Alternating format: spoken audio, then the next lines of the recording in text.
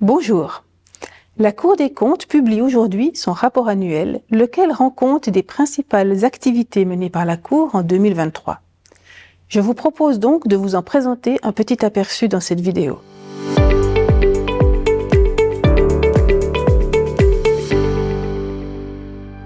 Tout d'abord, la Cour a augmenté son nombre de publications en 2023 et a ainsi publié 17 documents sur son site.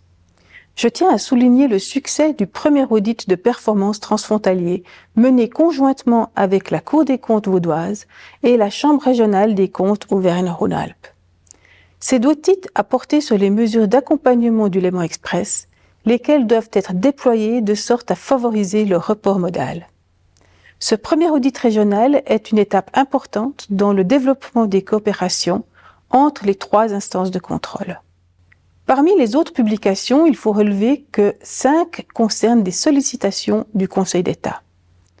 La Cour accueille généralement positivement ces demandes car elles lui permettent d'être au plus près des besoins exprimés. Souvent, la réponse à ces sollicitations prend la forme d'un document posant des constats de sorte à guider l'action politique, mais sans que la Cour émette des recommandations. Pour la deuxième année consécutive, la Cour a reçu moins d'alertes de la part de la population.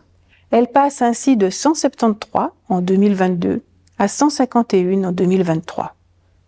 Cette diminution coïncide avec l'entrée en vigueur de la loi cantonale sur la protection des lanceurs d'alerte et la création d'une plateforme sécurisée sur le site de l'État de Genève. Il est donc possible qu'une partie des alertes soit désormais déposée sur cette plateforme et non plus adressée à la Cour.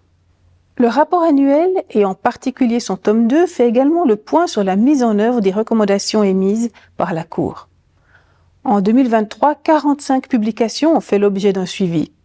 La Cour constate que 30% des recommandations ont été mises en place au cours de la période écoulée. Néanmoins, un report de délai a été annoncé par les entités concernées pour près de 3/4 des recommandations encore ouvertes au 31 décembre 2023.